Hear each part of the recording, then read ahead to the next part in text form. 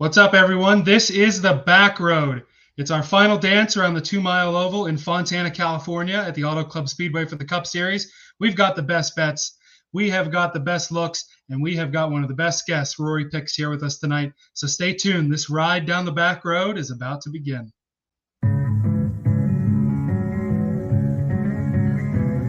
It's a non-points race, but it is a short race. Checkered flag. That's all this race is.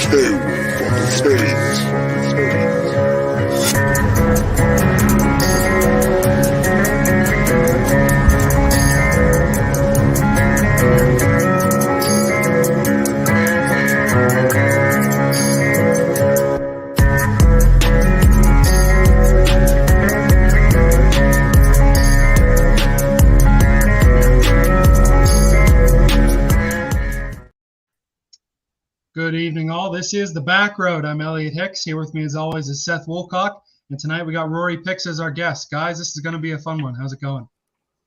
Doing great. Excited to be on with you too. I was excited when I got the text from Seth earlier this week. I was like, "Oh hell yeah, I'll come on with y'all." Hell yeah, that's cool. So we had to work out. It was fortunate that iFantasy Ryan he didn't mind coming on early because he's done working by 8 o'clock. So it worked out good. And then once I managed to figure out what I had done to the computer and this and that, finally get the link going. Here we are. Let's go, Rory. Good to see you again, man. I dipped into the Busch Light Apple stash for you. Elliot's rocking the Busch Light Apple shirt, and Elliot, you got ghosted on Twitter telling them that you were doing a fantasy NASCAR show tonight. I sure did, but that's all right. The commitment to the back road is strong. So we're not going to do a full in the rear view. Seth, you were saying your bets for the Daytona 500 were not that good, but we got a clip that we want to show you from last week. We ran through most of the drivers. We ran through the tiers, and when I came upon one particular guy, I had a pretty hot take that really didn't work out too well. Let's take a listen. Well, I'm going to go with another E, and it's Ricky Stenhouse Jr. He's going to tempt people. He's going to continue to tempt people just because he's got 2 super speedway wins. His price is overinflated for me. He is at $6,900, which is higher than Priest, Jones, McDowell, Gregson, Almirola, Allmendinger. The price is too high. He's got super speedway success. He's going to run up front, but he is absolutely going to either cause a big one or going to be a part of the big one, if not both. Stenhouse, especially at that price, just stay away.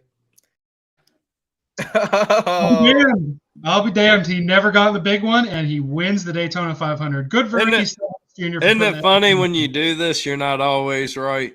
It's good to laugh about it, you know? Oh, yeah. So it wasn't just that I was wrong. I was so wrong. I said, stay away at all costs. He's going to wreck, and he ends up winning the damn thing. So good for Ricky Stenhouse in that 47, but damn, was I off on that one.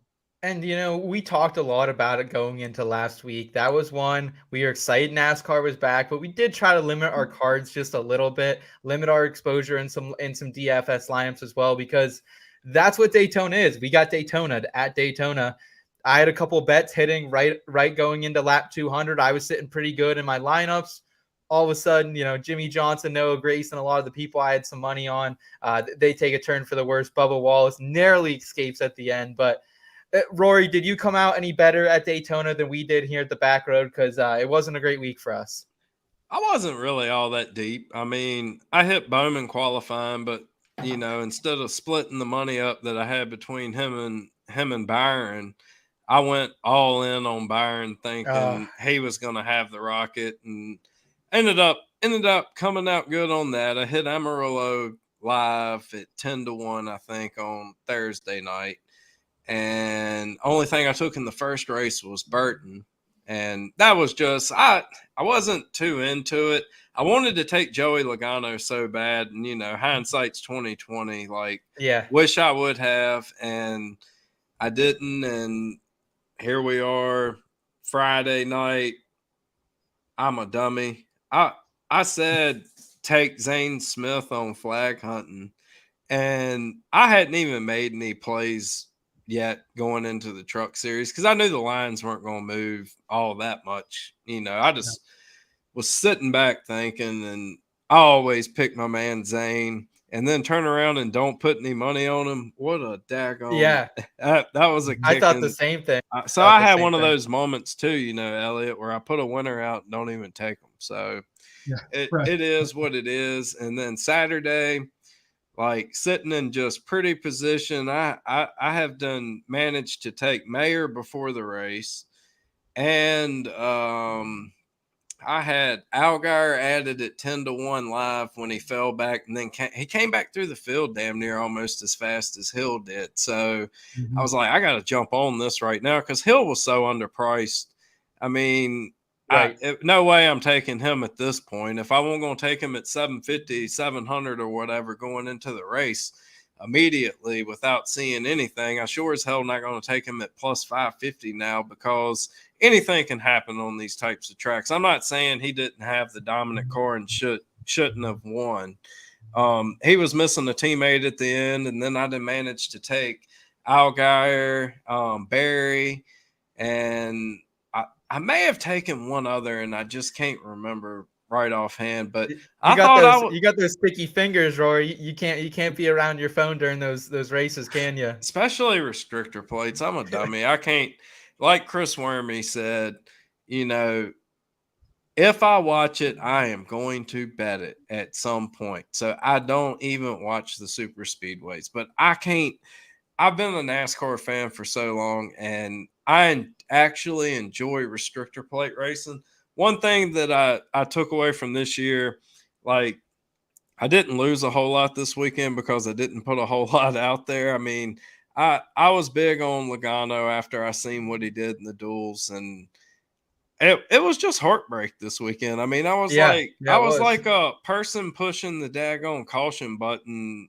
The win is in their hands too late, 2 nights in a row, and the Allgaier one I think probably agitated me the worst out of all of them. I mean, that was such a delayed caution. I was pissed. I didn't even have no words for it. Luckily, we are onto much greener grass. I feel like going to Fontana here, Elliot. This is really where the cream of the crop rises here. Right, yeah. The super speedways are nuts. Fontana, we got a little bit better idea what we're doing. So let's start to take a look in the horizon forecast. Hey, Michael, it was only 20% chance of rain. I think we got all 20.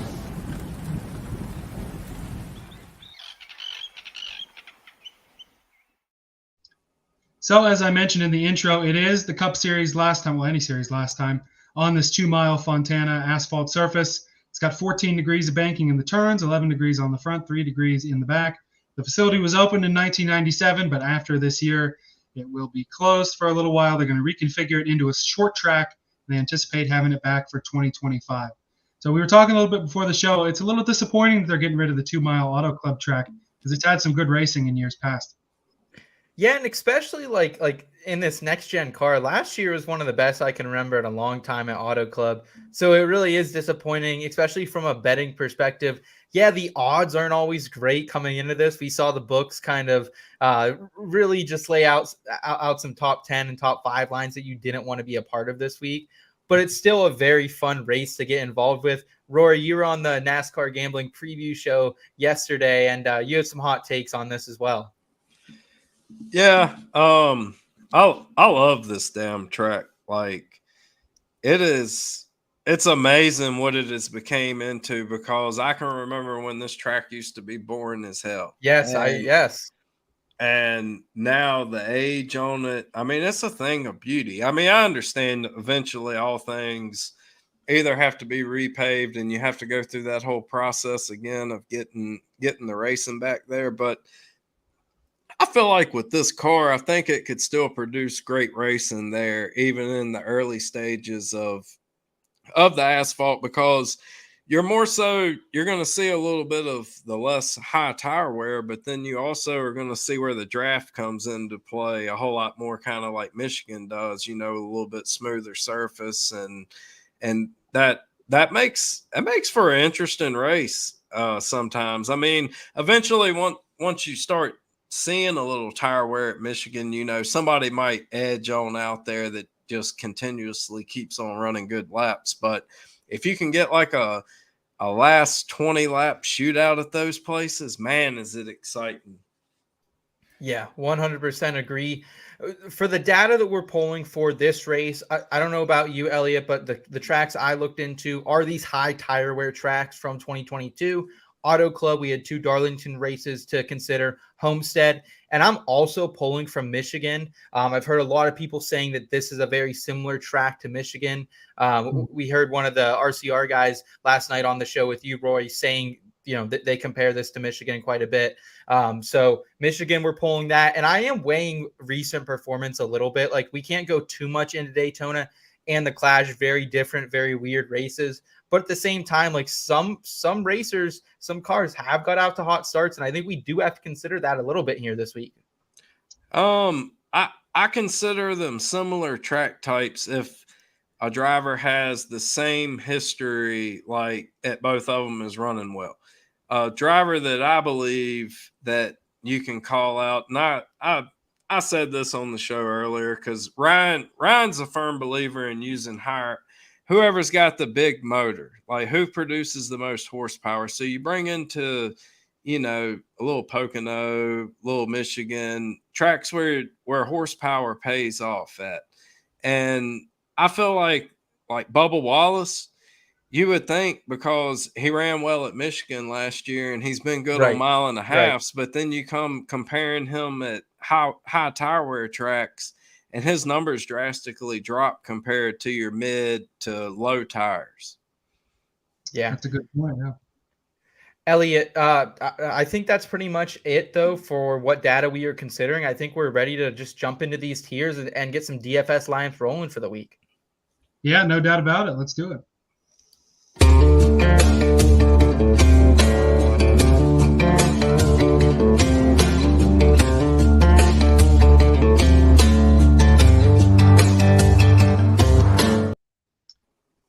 All right, so we're bringing this back this week. The good old tier maker. We're just going to rank some drivers from A's to the E's. We're basing a lot of this off of the DK prices and Fantrax prices as well. So yeah, let's get rolling here. Who wants to get started? All right, Rory, let's give you the first pick here, man. DraftKings lineups are out. You got Kyle Larson sitting at the top of salary boards, 10,800 for Kyle Larson. Is he the 101 of drivers this week? Do you think he should be in your fantasy lineups? I mean, I don't think you can go wrong with the guy. I mean, he's the favorite for a reason. And I mean, last year, maybe he wasn't the best car all race, but that car was pretty damn hooked up and fast towards the end. And I don't know if that was, adjustment wise solely, or if they were just taking it easy on the tires. I mean, people were blowing out tires left and right because they were driving the car so hard, straight out the gate. Maybe he was just rolling. So I don't think you can go wrong with him. I mean, I think he has that dominator in him that he could possibly use. The biggest thing is here, if we don't see P and Q, I seen where somebody, I think it was NASCAR DFS, put out his projected lineup by what he could account for all the percentages and everything. So go over there and check. I'm pretty sure he'll be close on it. I would say he's gonna be back in the field maybe just a tad bit. So you're even gonna gain a little bit better starting position than I think he would probably qualify on the front row if he was in qualifying trim. So I think it's a very good play for a guy that you're going to gain passing spots, and once he gets up there, he can lay a lot of fast laps and lead a lot of laps. So can't go wrong there. I like him a lot in our Fantrax league right now. We're doing 100 salary cap, and out of that $100, he's a 24.5. That's the 5th highest right now. So he is a little bit of a value in your Fantrax league. So I think Kyle Larson, I'll be playing him in DFS. I will be paying up for him there. I'll be paying for him in Fantrax as well this week. I'm going to go ahead, though. I think the 101 for me this week is Joey Logano in that number 22, guys. Like Larson, he has just about a 50% top 10 rate here. Looking over at iFantasy Racing, their speed rankings for this track last year, Joey Logano was 3rd overall. So he is great at these high tire wear tracks. I'm going to talk a little bit more about him later, but Joey Logano definitely should be in my lineups this week. Fantrax, you can get him over there. He is the highest price at 26.5. And there he is actually a value on DraftKings, 9,700. So I will be approaching Joey Logano heavy on DraftKings this week. Elliot, who else do you want to add to this top tier, my friend? Yeah, so this one's going to be a little bit against my grain for the season so far, but I'm going to put Chase Elliott in the driver A's. Oh, I don't have the prices in front of me. They were locked on our show sheet here, but that's okay. I kind of like it better when I go by gut feeling anyway. We saw last week when I bring the dollars into it that it doesn't work out so well. But I think with Chase Elliott, what I've talked about in the first couple of shows is he's had slow starts. He wasn't really in the picture at Daytona either. Worst qualifying Hendrick car, wasn't really up front, gets involved in an early crash. I think that's really going to motivate this team to step up. And we know Hendrick runs well. We know Chase ran well here last year before he got put in the wall by Larson, who ended up winning. So I'm really feeling the 9 car this week. Okay. Rory, who else do you want to shout out in the driver A tier? Denny Hamlin's on the board still. Kyle Busch, Ryan Blaney. Those are the next highest guys up on the DraftKings salary chart. That's what I was trying to look at right now. Just so I got it pulled up and I got a good idea of what's going on, because that plays a big part into this, that you really, until you build a whole lineup and you might switch them around a little bit. Kyle Busch is definitely yes. If I had, all right, this is how I would put that. I would, you can't go wrong with either of the Kyles at the top. But if for some reason you need $500 more to get somebody else into your lineup while building it, do not hesitate to take KFB this weekend. I like that play a lot here, Rory. The one thing I like about Kyle Busch specifically is we have a big sample size, 23 races at this track, just about more than every other person in the circuit right now, other than Kevin Harvick, of course. 11 top 5s for him. So he is known to be a dangerous weapon at this track, 16 top 10s as well.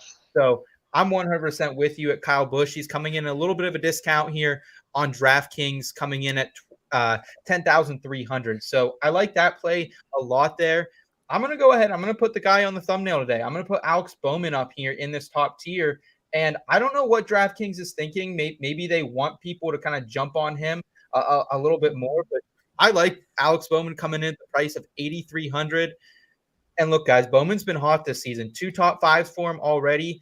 And he's led both at the Clash, both at Daytona, very different tracks. He won here in 2020. Last season, he didn't do so well place-wise. However, going over to iFantasy Race again with that speed ranking, he was top 10 here. So, Elliot, I love your guy Alex Bowman here. I think he belongs in that tier, and he's a great pivot play. Take a little bit of a discount, and you're still getting one of those Rick Hendrick cars. Right. I think he's an A just because of price. I probably would put him in the Bs if all were equal. But, hey, I'm not going to turn down a Bowman driver A, that's for sure. He's won here, and it's too early in the season for him to be on his traditional summer slump, so I like it. He's hot, baby. Bowman likes to start out hot. Elliot, who you got for us? Let's take a look here. I had a guy in mind. I tell you what, let's jump. I might overrate this guy a little bit. I'm thinking Ryan Preece maybe in the Bs this week. I'm sure his price is relatively low. He ran well. We've seen Stewart Haas and the Fords run well here before. I think he could be an interesting play. He ran up front at Daytona. I think he almost won one of the stages, right? So I think he's starting off hot with SHR, and he could be interesting to watch as well. 6,700 right now for Ryan Preece on DraftKings. That's below Chris Buescher, Daniel Suarez, Briscoe. So he's in good company. Our Fantrax league still hasn't adjusted him, so he's a minimum player if you're playing on Fantrax. So, yeah, I love Ryan Preece for that price. Rory, anyone else you want to add to the A tier, or someone you want to add to the B tier here? I don't really think I see anybody that I would like to add to the A. I mean, you could. I think Denny Hamlin's a little bit overpriced. I mean, even though he could go out there and win the race, but I don't look at him dominating. And 10,600 is way too high in my opinion. You want me to spit out two guys that I'm targeting right here on B's? Yeah, go ahead, man. Okay, so first guy's Martin Truex Jr., 9,300. Was running really well here last year, coming to life a little bit till he ran into the wall. But that Toyota bunch had a big problem going on with the grill and everything back then, and I don't look for them to have the same issues. Yes. And he also excels on high tire wear tracks, and he has won here in the past and ran very well here. So he's a good candidate, and he's also a dominator still at that price. He has that dominator capability. Even if he leads a lot of the race and doesn't win it like he does sometimes, I feel like that's a great play. William Byron at 8,900. This is going to be a hell of a play because he's going to be starting in the back. It's going to be a popular play. That's maybe one of you have to go with what you're feeling though. I mean, even if it's a popular play, you need it in your damn lineup if he's the leading scorer this week. I mean, it is what it is. So I would much rather take him in that price range than some of the unknown people that I kind of have questions about. Yeah, I'm with you on those plays, Rory. I'm going to add Denny Hamlin to this tier as well. And look, I get that Hamlin wasn't great here last season. However, at a lot of these comp tracks, he has been very good. We're talking 3rd at Michigan, 2nd at Darlington, 7th at Homestead. So I like what he could do. He was bad at Fontana at the end last season, but like Rory said, Toyota as a whole was dealing with that grill issue. And I don't think it was until after Las Vegas they figured that out. Denny Hamlin 7th in speed score as well. So I think he belongs firmly here in tier 2.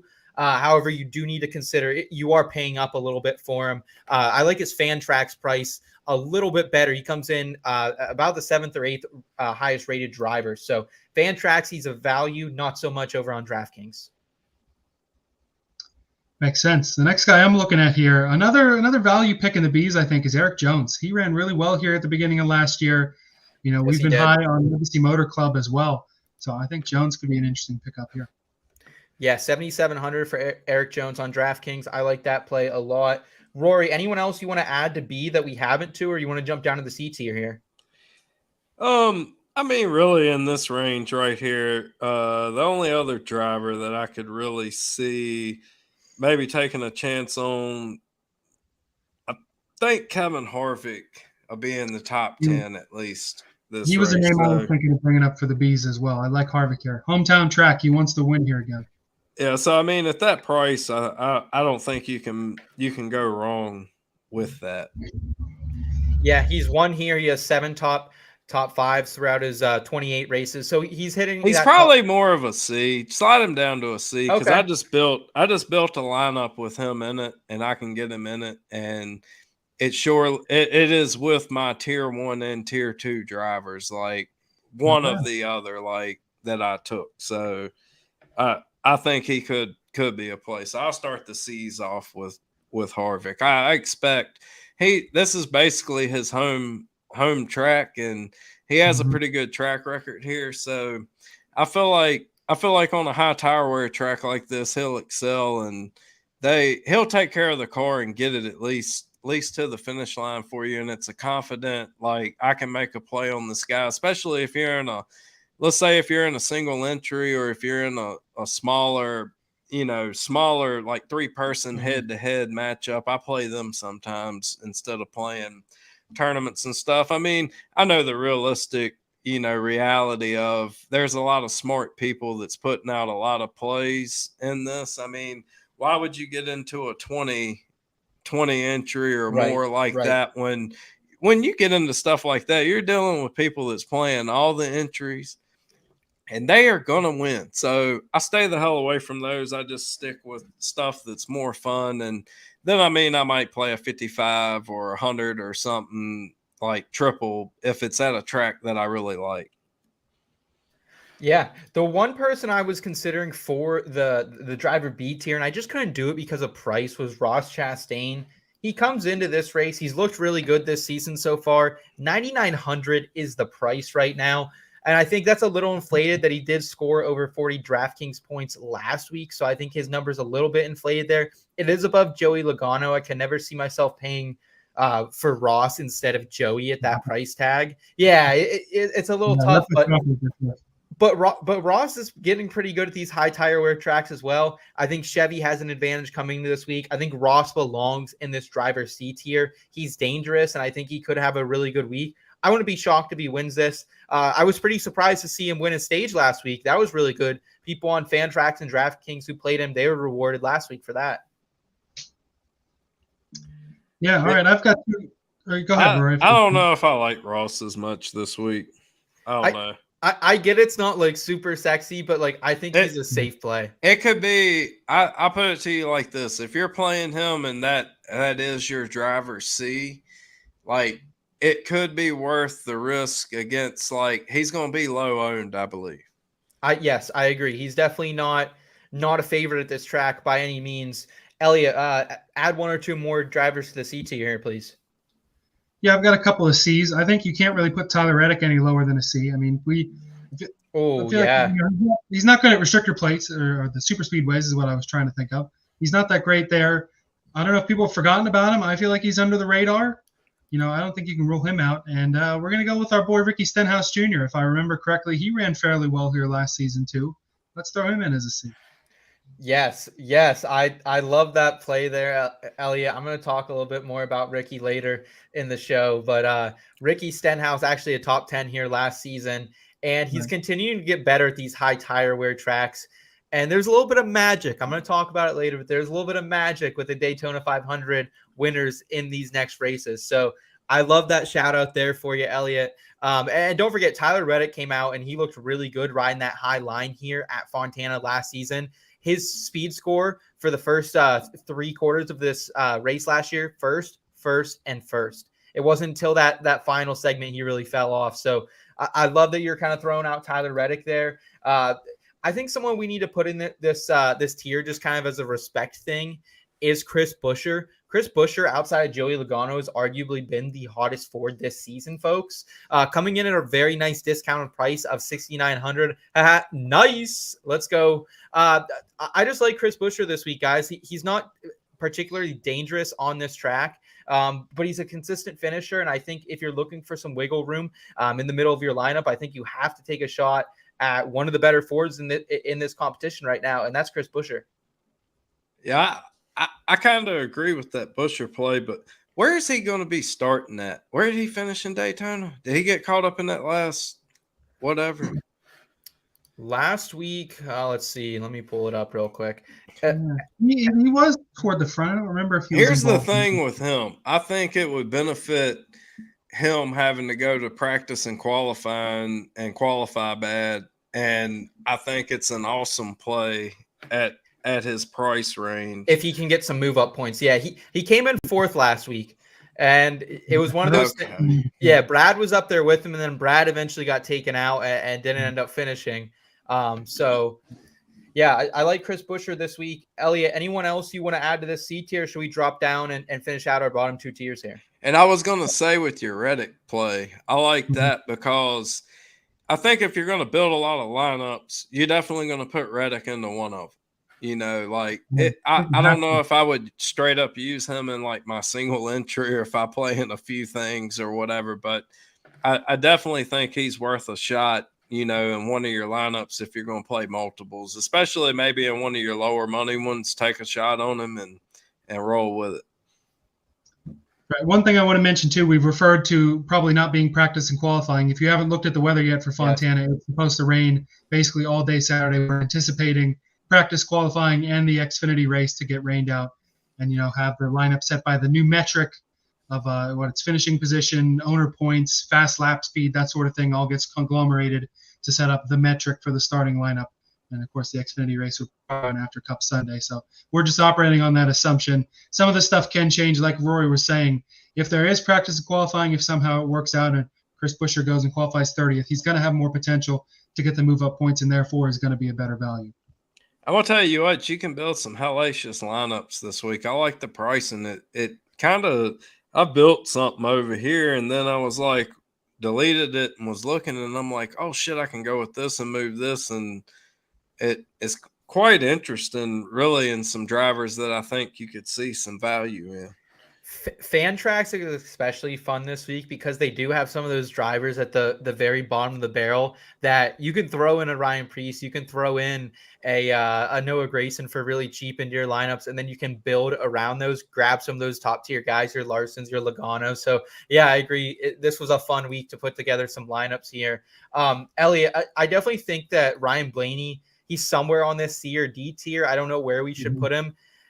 Got involved in a wreck early at Daytona, came back, finished with 37 DK points, looked strong at the end somehow. And let's not forget, like, Ryan Blaney isn't balls out on this track. Still top 3 in speed score from last season here, and still has a 50% top 10 rate here at Fontana as well. So like, it's not like he's not dominant, but he's definitely a solid driver who could come away with another top 10 here. Yeah, the thing is, I'm looking at these kind of, straight A, B, C tier. You get the bell curve or whatever it's called. I can think of, 10 more guys that could easily go in this C tier. I like the Blaney pick. Chase Briscoe and Almirola look interesting. Maybe Bubba Wallace here. I'm kind of high on Ty Gibbs. I think he maybe gets things figured out a little better than he did at Daytona. There's a lot of looks here for the C's, but I'll leave it up to you guys. Even Allmendinger could work as a C. I think he could surprise some people. Yeah, Rory, how do you feel about the number 10 car coming in here this week? Eric Almirola had an up and down Daytona 500. However, I believe he was a top 10 finisher at this track last year. Comes in number 12 in speed score as well. That's what I was going to say is I slide him into D. I wouldn't play him. Okay. He's not my C. The 12 car, he's too high priced. He always performs better when he's under the radar around 8,000 range. It seems like for me, whenever he dips into that 8,900 low note 9,000s or whatever, when they kind of miss on him, all of a sudden out of nowhere, he actually finishes a race. Doesn't anything go wrong on the pit stops? He doesn't get caught up into something. He loses track position. It cost him so bad. I don't know if it's him. I don't know if it's the car. Whatever's going on there, he cannot pass and make it back through a field. So he would not be a play for me at all. I wouldn't even be hardly looking at him unless I'm just going a lot of plays and I'm throwing him into a lineup to take maybe a shot on him. Maybe even him leading my lineup going into the week, and then it gives you a whole lot of options below there to like stack heavy with some 9s and 8s and stuff. So that's how I would view him. But Eric Almirola at 6,500, yes, sign me up. Like I gotta have him in my lineups this week, and he probably will be actually in quite a few. Elliot, what do you like about Ty Gibbs this week? I'm wondering. Obviously has no Cup Series experience here at Fontana, but the price is nice right now. You can get him for 6,100 over on DraftKings, and I believe the Fantrax price right now for him is even crazier. He's all the way down in our league, down in that 5.87 range. So really good value on Ty Gibbs. You're willing to take that shot? Yeah, I mean, it is just such good value, and he's obviously into a new challenge, getting a full-time Cup Series season under his belt. The cool thing is he's seen a lot of tracks before, just from Xfinity and from having basically half a season in the Cup car. And I think people are going to undervalue him early. We forget this is Joe Gibbs racing car, and probably one of the better Joe Gibbs racing cars. We talk about, maybe Kyle Busch was getting crap equipment. They're not going to give Ty Gibbs their crap equipment. So you may not get a win from him. I wouldn't take him as like an outright or anything. I don't know how he looks for maybe a top 10 bet or something, but definitely interesting in DFS at those price levels. Yeah, I think someone else who belongs here in this driver tier, guys, is our guy AJ Allmendinger. He's coming in at a very modest price of 6,400 as well. And let's not forget that Daniel Hemrick was driving this 16 car last season at this track and actually was in that top 10 finishing order. So I think AJ Allmendinger, he's a little bit of a wheelman as well. So he's going to come in here. Looked great last week. I'm going to ride that AJ Allmendinger train until it falls off. I think he's right around that 10 price range in Fantrax as well. So AJ Allmendinger, sign me up for that one. I feel like a guy we forget about too, we kind of did this last week, is Daniel Suarez. I think Suarez could be interesting to look at too. I'm not sure what his price is, but last week we left him kind of late. I think he's at least worth a D, if not like a C minus. 7,300, a guy who scored 36 points last week at the Daytona 500 after getting caught up early. Daniel Suarez, he was really good. He was top 10 finisher last year at this track as well. Rory, anyone else you want to point out that you think you'd throw in this D tier? We got Austin Dillon should probably have been on this list earlier. Chase Briscoe. Mm-hmm. Yeah, I think he could show up and perform well here. I think earlier this year he wasn't running too bad at all, and they stayed out with only 6 laps on the tires, and immediately fell back through the field and couldn't never recoup all the positions that he lost, because it ended up turning into a longer run, I believe. But I don't look for them to do that again. I mean, if they do, what are we doing here? So I think they'll learn from that, and I think he's an excellent play there. Yeah, I definitely think we need to put Austin Dillon up on this list as well in that C tier. He had a top 10 finish here last season as well. Coming in at a very nice price over on DraftKings, 8,100. Good thing about him is the wreck. He's going to start back there where you can. I got him in my lineup right now that I just built. There we go. Yeah, I like Austin Dillon. I don't know what the hell I was. I'm sorry, I didn't mean to. No, I don't know what the hell I was thinking. I'm glad you noticed that. Yes, he deserves to be in the C, definitely. Elliot, where do we go here with Christopher Bell? He's still on the board. He's coming in pretty high on 9,500 DraftKings salary. Are you paying up for Christopher Bell? Because we've seen the consistency overall in the series. 48 DraftKings points for him last week. Does he belong up in that B tier? And we didn't really think about him. Obviously, not someone who has had a ton of success at this track, but only ran this a handful of times in the Cup Series. Yeah, it's a good question. Maybe he's a B minus. I would put him in the C's, honestly. It is a relatively high price, and we just haven't seen it yet. But I mean, it wouldn't surprise me. Obviously, he's a talented driver, but I'm thinking a C for him. Okay.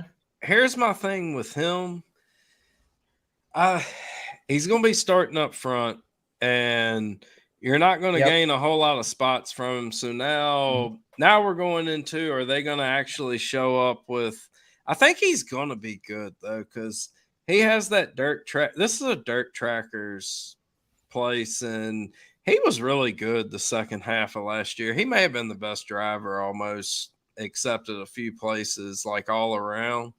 Christopher Bell really stepped up to the occasion and started showing that talent by winning races, closing out races. I think he is definitely a B driver over C. I mean, if you're going to use him and build a lineup, I mean, we're talking about a guy that's at 9,500. He's definitely got to be in the B range, not C in the 9s.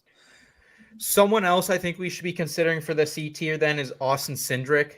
Austin Cindric last season, he was top 10 in speed score here. And keep in mind that he was very consistent throughout the race. Always in that top 11, top 12 range, finishes with a good finish. Austin Cindric coming in right now, 7,800 on DraftKings. So I think Austin Cindric belongs in that C tier as well. Elliot, anyone else you want to throw in for D, or should we move on to the E's here? All right, well, I finally have the prices open, and I didn't really get the chance to shit on him like I wanted to last week. So I think I'm going to put Keselowski in the E's. I mean, I know he ran well at Daytona, but I'm becoming more of a firm believer that Keselowski really is only going to be worth it on the super speedways and maybe once in a blue moon. Being at 7,900 above Cindric, Jones, Briscoe, Suarez, Stenhouse, Buescher, I think you can get more value below him, and I just don't like the Keselowski play. All right, so if I'm not mistaken, Keselowski actually was running pretty decent here last year, actually, and I don't think that's a bad play if you want to throw him in a lineup down there, fill out. What is he priced at? Right now on DraftKings, Keselowski's coming in at 7,900, so a little more than I would want to pay for Brad Keselowski. I tell you what, when you're building a lot of lineups, this would be a perfect play because I guarantee you he's going to be low owned here. Okay. Yeah. Looking kind of down at this tier, I don't think we need to go too much further in this list. I am interested a little bit in Noah. Man, Noah really burned me in a lot of places last High week. tire wear track and the 43 was good here. So he should have a decent setup underneath himself. And with no P and Q and people getting to make adjustments, he's in the E. He's not in the D. Okay. I didn't realize you were talking about the D section. I mean, you can throw Bubba Wallace into the D because, I mean, what if he does improve on high tire wear tracks this year and you want to take a shot on a guy that, I mean, I just can't see him being owned a whole hell of a lot here. He can't be a popular play. So you slide him in. What I'm looking at right now, you basically could build one hellacious lineup with a lot of options out there this week, the way the pricing is. It's pretty remarkable. And this new car has brought on different opinions and options that you can play as well, that you feel confident in. I can build like 5-10 different lineups, even if you're not one of those big guys that's throwing out 100 and whatever lineups, how many ever you can come up with, thousands of them probably. So, I mean, I feel like you could build a hell of a lineup with Noah and some people to take a chance on low, and then go top heavy as hell with some big hitters that may, if we don't see qualifying, they got those gainability spots. So that's what's so funky about this week, but so special too. 100% with you there, Rory. The final driver that I really want to point out, and he's just going to be a little bit of a leverage play. Someone I'm going to dig down deep and scoop up for $5,000, and that's Todd Gilliland. He was 20th here last season. Like, Todd Gilliland is not sexy. That is the most unsexy name, the most unsexy driver maybe in the sport. He got you 25 DK points last week. He's always a guy who's going to return value at a $5,000 price tag. I mean, like, that's almost like right around Cody Ware. Like for that value, I think Todd belongs on this list here. I'm going to throw him as my final E driver. Elliot, anyone else you want to shout out before we move on to the betting segment? I don't think anybody else is all that special here. I mean, if we could get some P and Q, I would say Jimmy would be worth a shot. What is he priced at? I don't think he's. Oh yeah, priced... we shouldn't have him on this board. He's not racing this week. So yeah, he didn't. Okay. Yeah. Right. This I was like, I'm sitting there looking, and I'm like, am I missing something here? Late announcement. Daytona. So yeah. Okay. Yeah, I mean, it's nothing really exciting down here. I mean, I don't know. I would guess that everybody out of the bottom of this whole half, beside, you could throw the 31 and 34 in there as plays, I believe, only if you wanted to build something low ownership, just trying out different things. I feel confident more. Haley, actually, he's probably going to be starting back there. Haley may not be a bad play because I could see Haley just riding it out, taking care of the car. Maybe we get enough cautions where he never goes a lap down, and then the next thing you know, you got like a top 20, top 15 finish out of him, just consistent. Well, we saw Hemrick last year get a top 10 in a colleague car, so it's not out of the question at all. Mm-hmm. I've been wondering, like, can we see something sustainable from Corey LaJoie? And I'm not going to put him on this tier because I don't think he belongs there. Right now, his average – his best finish ever at this track is 28th. So Corey LaJoie is god awful at Fontana, and I don't think that changes this season still with Spire Motorsports. So LaJoie is a super speedway play, and that's it. I mean, he's a decent driver. Spire is just not a good enough team to compete anywhere else. Yeah, I like to rip Corey LaJoie out on road courses sometimes. He can deliver a little bit of value on road courses, but it's the gimmicky tracks for sure. So, guys, I think that does it for our tiers here. We'll save that. We'll screenshot that for you. Maybe we'll throw that in on Twitter sometime. Let you guys give us some feedback. Appreciate everyone tuning in tonight. We still got a really cool betting segment up next. We're going to throw out our best bets of the week. And, if you guys aren't already tuned in and subscribed to the channel, please do so. And let's hit it up here. We got what's our next segment here? We got Parking Garage Props. You betcha.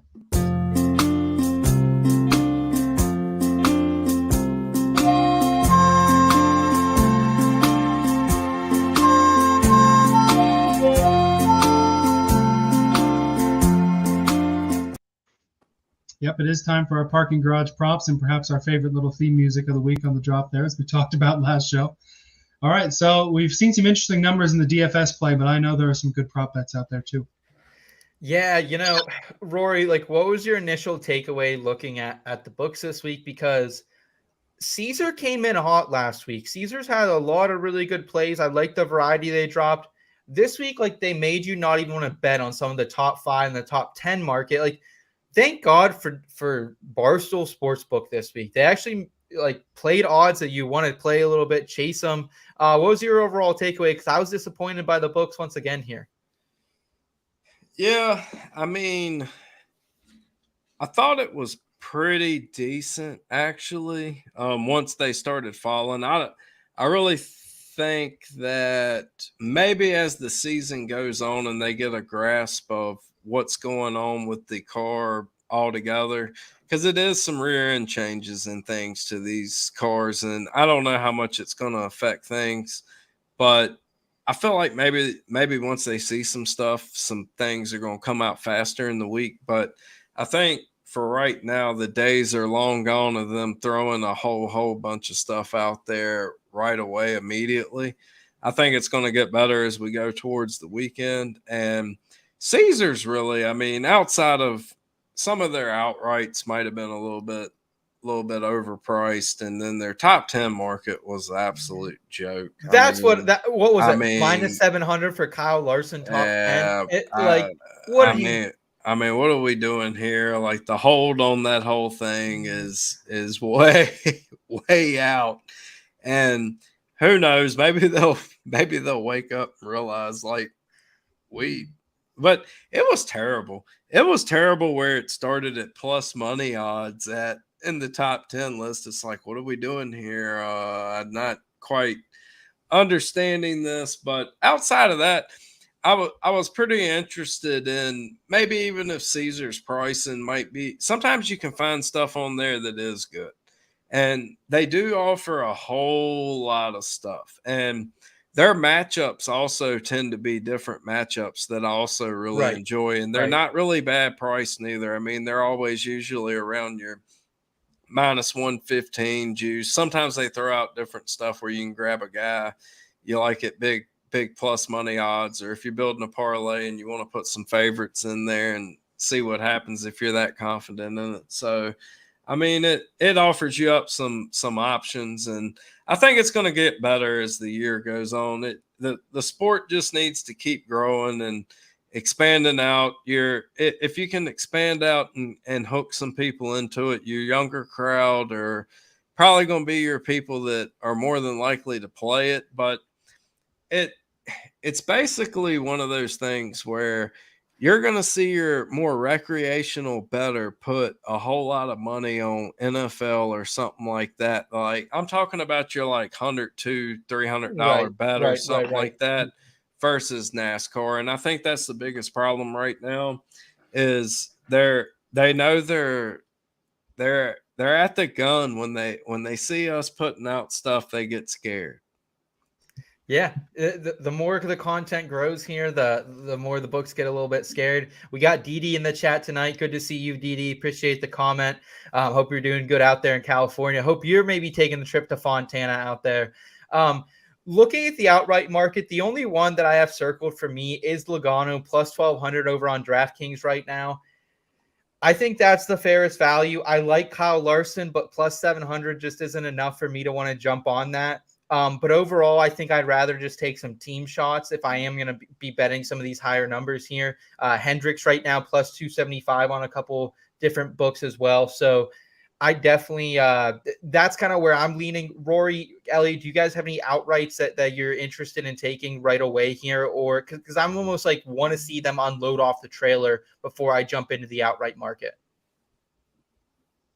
That's a tough thing. There's no practice in qualifying. It may be one of those, COVID era races where they're just thrown out on the track. I kind of like the team bets. Chevy's ran well here last year. There's no reason to think they won't again. And, I'm always the Bowman homer. Here's the Bowman homer moment of the week. He's won here before. That's probably decent odds for an outright. Yeah. Rory, do you have anything for an outright? Bowman right now plus 2,000 on DraftKings. I do like that price as well. I think it was plus 2,400 on some other books yesterday. I like Bowman. I like that play. I mean, I'll throw out some guys that I don't think you can go wrong with if you're looking. I mean, you got Kyle Busch is probably where I would probably start in the 10 Plus 1,200 as well. Yeah. and the 10 range going on up. I mean, I'm not touching Larson to win at that price, but I know. I would if I just need a better price tag on that. I think that's the issue with me. Plus 700, plus 550, some other place. It just doesn't give you enough to work with. Well, here's my thing with him, and I'll never not take Kyle Larson if he drops to 20-1.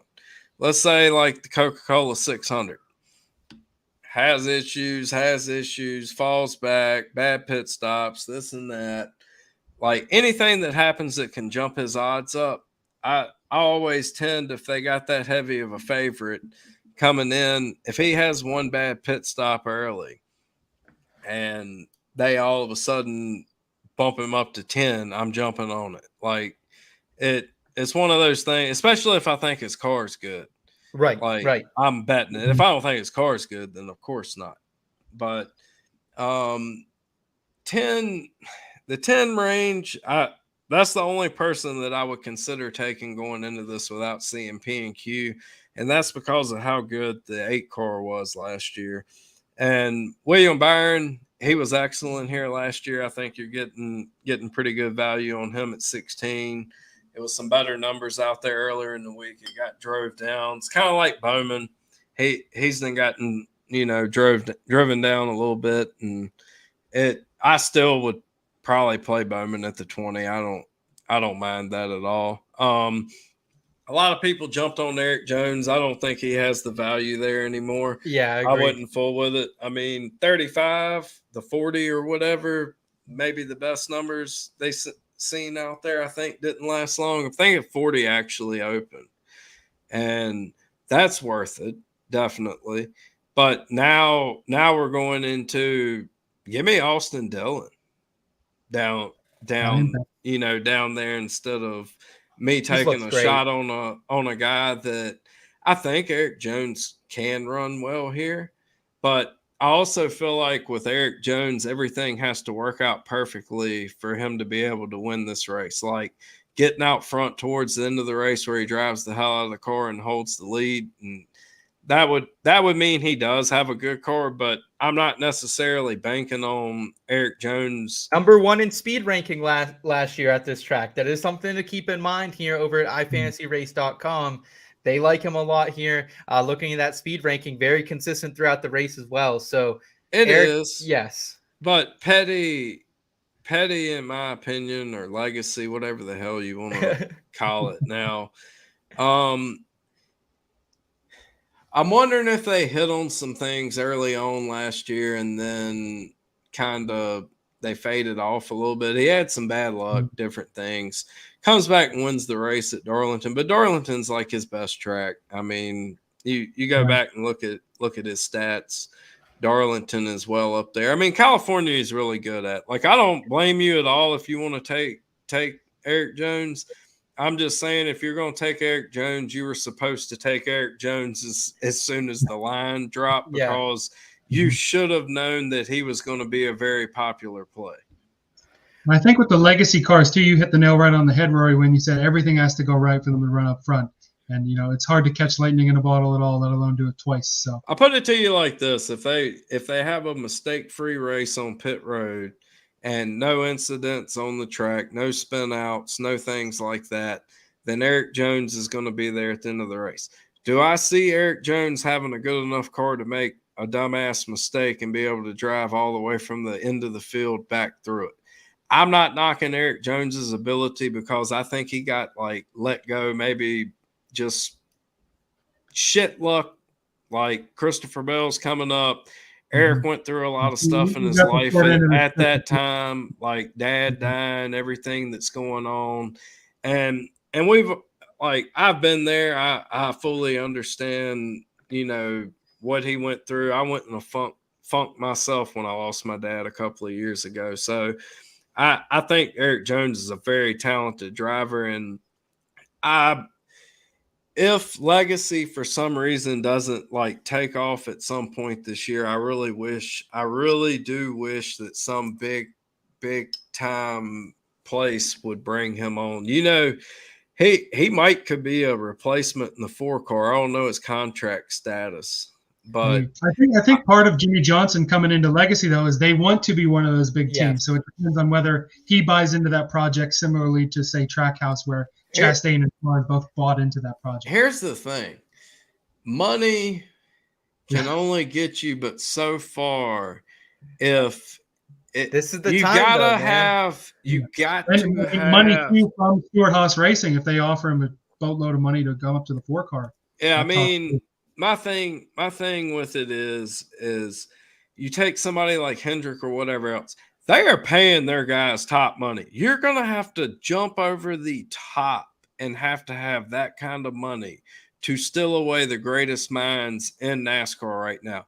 Unless you can hit the home run in-house and have this young cat coming up, and you can actually afford him, or maybe he's like kind of proven but lesser known, and you can get him in there, and then all of a sudden it's a home run hit.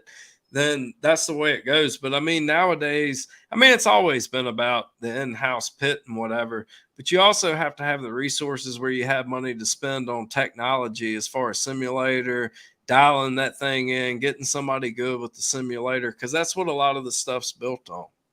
Yeah. Yeah. We got Dee Dee in the chat. She's saying she was thinking about going to Fontana this weekend. Dee Dee, this is the last race at this current Fontana track, so I'd highly recommend it. I don't know how far Fontana is from your California home, but it'd be a good time out there. We would definitely be envious of you over here at IBT. Guys, let's move into the top 3, top 5, and top 10 market here. And I'm going to start with one of my favorite bets of the week. Coming in at what I think is a value on Barstool Sportsbook, I'm going to go with Daytona 500 winner Ricky Stenhouse, top 10, plus 275 over there, thanks to our friends at Penn Gaming. Average finish here, 15th since 2020. He has 6 laps led, 10th place finish last season. I talked about that.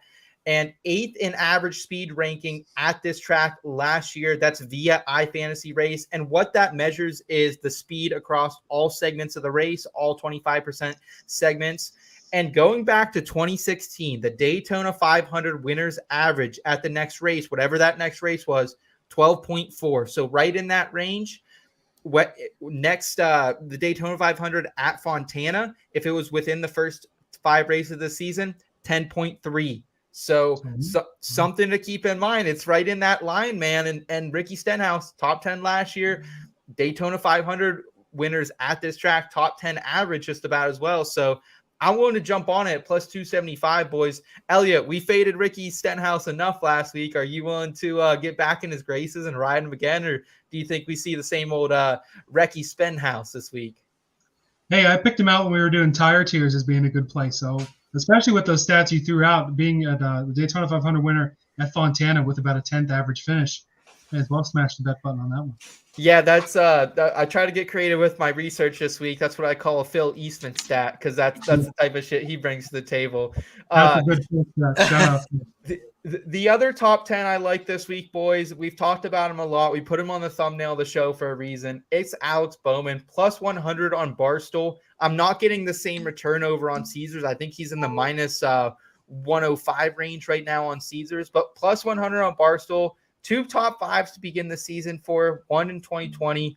And at these comp tracks, I really like what he did. 9th at Michigan, 10th at the spring Darlington race. He crashed out of the fall Darlington race. And of course, we didn't see him at Homestead because of that concussion stint. So, Elliot, are you willing to jump on your guy, Alex Bowman, here, plus 100 on Barstool for that top 10? Because I think that's a really good number for him. Yeah, I think so. Again, similarly, I talked him out a bit in tire tiers. I agreed with having him in driver A's in the DFS. I think he's a driver A here, too, for this top 10 bet. You know, you never can quite be sure because it is Alex Bowman. You know, sometimes he can do something a little silly. You know, maybe there's part of him. I read an interview. He did the 12 questions with Jeff Gluck. I don't know if you guys read that over on The Athletic. He mentioned something about there's still sometimes where he'll drive 99%, and I think maybe on this big, fast track, He might have the thought of, I don't want to back this thing into the wall and get another concussion sort of deal. So, I mean, I don't want to go against my guy. I'm just saying this is a moment where just because it's Bowman doesn't mean I'm 100% all in every single week. Yeah. Rory, how do you feel about these two bets that I laid out, and or do you have any other bets in the top 10, top 5 market we should be looking at? Well, I would look at them if they still had them up there. Oh, okay. Must have just taken them down. Shit. Yeah, Bowman, I would just straight up play more up top. I feel like. Oh, hold on. I'm looking. My bad. All right. So, I'm a dumbass. And I was looking at Xfinity, and they don't have top 10. So, that was what was last up on there. So, here we go. I'm going with top 10. I'm trying to find one that I think actually I might go with Austin Cindric at plus 275. Is that what the number is for him? Oh, wow. Yeah. Yeah, I think I'll roll with that. I mean, Cindric was running the top 10 all day, qualified on the pole last year, and outside of having, I think it was a pit road mistake, or either it might have been a spin on the track, something like that, put him back in the field, and he still got back up to like 13th or 12th, I think. Yeah, 12th, so I think you got some value there on the top 10. I mean, that's a lot of positions, and plus 275, almost 3 to 1.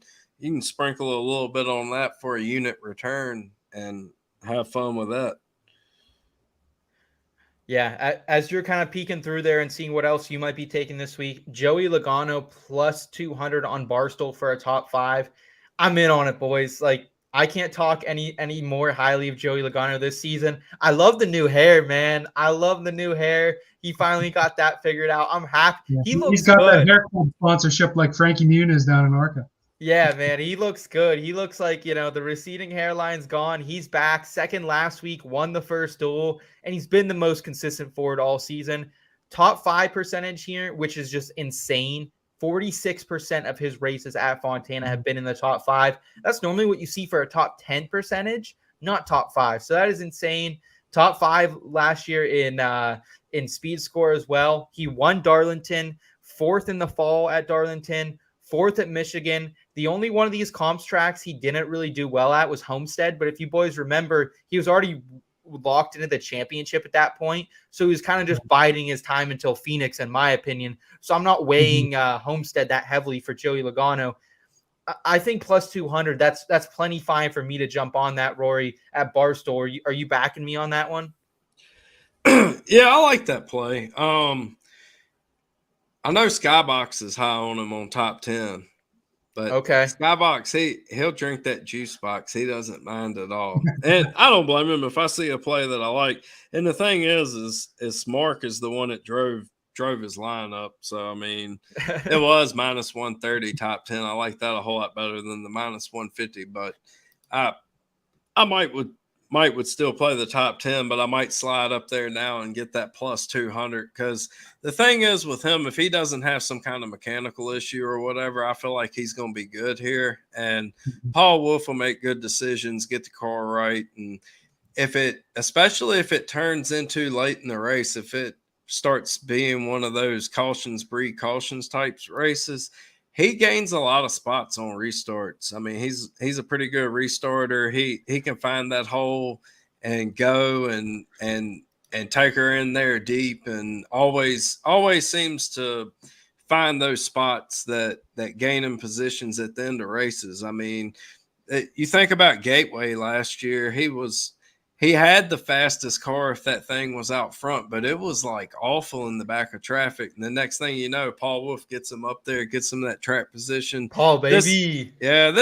This track kind of takes away from that, I guess, so to speak, as far as the tire wear just becomes it's a brutal thing where even a couple of laps on the tires, like even a couple of laps on the tires, I don't even think you almost have a shot at a green-white checker versus 4. If you got left that sitting out there, a sitting duck, I think you're donezo. So I feel like they'll make the right calls. Joey will be up there towards the end of the race, and I don't mind having Joey Logano on a plus 200 top 5.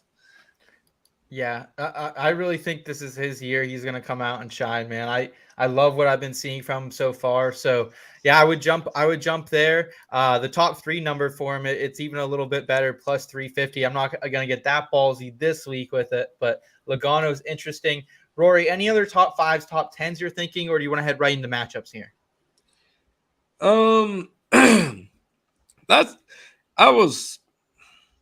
There isn't really a whole lot else. I don't think we have covered, or I've been on like 3 shows this week. Rory's putting that double duty, baby. I've pulled up like all of the plays that I probably would be considering. Maybe let's see. I'm a matchup guy, and that's where I kind of like to target my things. And daggone it, I was hoping to pull AJ Allmendinger minus 112 over Ricky Stenhouse Jr. I think AJ's top 15 at worst here, and I think Ricky Stenhouse has the potential to run good here, but I really have question marks about that team this year. Winning Daytona is different than winning California, and even though I think him being a dirt track guy and the high tire wearing can be there at the end, I don't trust him at all. I can't do it. I trust him. I'm giving my trust to him this week, Rory. I'm ready. I'm committing. I'm putting a ring on it, boys. In this matchup, I like the 47 also at that odds, but it'll be close. Yeah, give me the Dinger. Dinger's gonna be there. My favorite matchup of the week is, I'm going to stick with a couple of favorites here. It's not sexy. It's not, an overly hot, aggressive take here. Denny Hamlin, minus 115 on DraftKings over Chase, Mr. Elliot. Denny Hamlin, 7th year last year in average speed rank, consistent throughout, just didn't finish the race very strong. 3rd at Michigan, 2nd at Fall Darlington, 7th at Homestead. He's great at these tracks, man. Against Chase Elliott this season, 2-0. Denny Hamlin has been beating him, 6-2 here against Chase in his career. I love that price tag for him. Elliott last season, if you guys remember, it was a disaster. 26 in speed rank, finished in the 20s. He only has 1 top 5 at Darlington out of all those comp tracks. No other top 10s for him. So I'm fading Chase Elliott a little bit here this week, guys. And I think Denny Hamlin is the exact guy that I want to play against him. Elliot, we've talked all season that Chase Elliott, he's a known slow starter to the NASCAR season. So I think that carries over to Fontana here. One last ride out there in the California desert. Yeah, I mean, I inch toward him being at the top in DFS. I do kind of like Hamlin in this matchup, though. I think Denny will be one of the favorites. And usually he runs well here, like you said. He's got the stats to back it up. So I do like Denny over Chase, even if it's, they both end up, 3rd and 4th, let's say. Still Denny over Chase, even if they both finish well. Awesome. Yeah, I see a group matchup. Let's hear it. Be willing to get down on William Byron plus 265 Group C on Barstool over Tyler Reddick, Ross Chastain, and Harvick. Willie B's going to be strong this week. I don't think he's going to run into Tyler Reddick's beat up car in the wrong spot and not be paying attention. So William Byron's going to be a damn heavyweight this year. He won a couple of races early on in the season, and I fully believe that they started using him as almost a test dummy the rest of the way. And it's almost like what it felt like with Bowman, because once the playoffs started, Byron and Bowman both ran well. I mean, till Bowman got the concussion, he's running good at Vegas in that race. And William Byron damn near, could have almost made it to the damn Final Four last year. I mean, I without bad luck last year, William Byron, they turned it up when the playoffs started. I mean, he started right out the gate running good. I was at Bristol, and I feel like such a fool. I told Mark I was thinking about playing him on top 3 at Bristol. It was awesome odds. It was like 7-1. I forgot what it was. And we were down there at the casino, and Mark was like, having a couple Busch Lights down there, were you? I let him talk me out of taking that. I felt so stupid. I felt so stupid. Then he was like, why'd you listen to me? Well, Rory, we greatly appreciate you being here, man, leading some of your fantasy NASCAR and NASCAR betting knowledge with us, with our In-Between family. If you guys are new to the In-Between family, please give this video a like, subscribe to the channel. We got fantasy NASCAR betting content for you all season long, along with some fantasy football and DFS golf content coming for you in a fun variety. Elliot, you can find his column here at inbetweenmedia.com through the field. Check that out as well. And Rory, Layin Coin Podcast going strong over there on Spotify, if I'm correct as well. Oh, yeah. We just recorded an episode earlier tonight with iFantasy Ryan. He's awesome. He has really awesome stats, everything you need over there. We had a great time with him, and Mark and me, we just enjoy each other. We're like best friends that met way down the road late in life. Like, we absolutely have a good time, whether we meet up every once in a while and go to a race or do a show. So that adds to our show, and our show is kind of, uncut. It's just where we take it. Let's go. Well, Rory, we greatly appreciate you being here. We appreciate everyone tuning in. Again, man, I appreciate y'all having me on. Dude, you're a man. I love coming on here, but let's go, baby. I'll talk NASCAR with anybody all day long, so I truly appreciate it. One of the best people in person to meet you are, Rory. I'm sure you'll be back on the back road later this season. If you guys want to see more of Rory, more of myself and Elliot, please subscribe to the channel. And good luck at Fontana. I think it's going to be a fun one, Elliot.